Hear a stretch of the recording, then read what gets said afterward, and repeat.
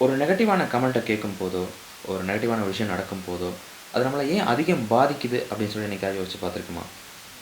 10 பேர் நம்மள பத்தி நல்ல விதமா சொல்லியிருக்கலாம். ஆனா, 11வதா ஒரு ஆள் வந்து நம்மகிட்ட ஒரு நம்மள பத்தி ஒரு தனிப்பட்ட விமர்சனமோ, இல்லாட்டி கருத்தையோ ஒரு தப்பா வந்து முன்வைக்கும்போது, அது நம்மள அதிகம் பாதிச்சிடுது. இது எதனால நடக்குதுன்னா, நம்ம மூளையில நெகட்டிவிட்டி பயஸ்ன்னு சொல்லி ஒண்ணு இருக்குது. மனிதகுலம் வந்து தொன்று தொட்டு இப்ப வரைக்குமே தான் சர்வை பண்றதுக்காகவே பயணிச்சுட்டு இருக்குது. இந்த இடத்துல நல்ல விஷயங்கள தாண்டி தனக்கு ஏற்பட போற த்ரெட், ஆபத்து இத எதிர்கொள்றதுக்காகவே ஃபோக்கஸ் பண்றதுக்கே இந்த மூளை வந்து பழக்கப்பட்டிருக்குது.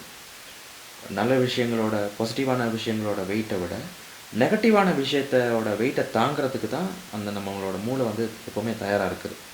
இத எப்படி மாத்திக்கலாம்? ஒண்ணுமே இல்ல. எப்பவுமே நமக்கு வந்து நெகட்டிவான விஷயங்கள் நடக்கும்போதோ, அத கேட்கும்போதோ, அத ஒட்டுமொத்தமா தவிர்க்க முடியாது.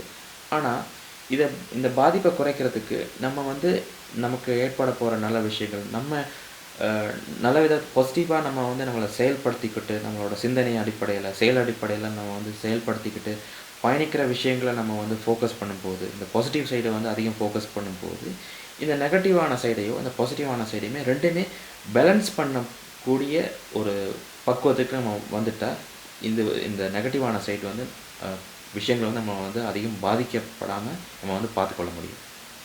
வேற எதுவுமே இல்ல. நம்ம எந்த விதத்தில நம்ம ட்ரெயின் பண்ண போறோம் அப்படிங்கிறத பொறுத்து தான் எல்லாமே இருக்கு.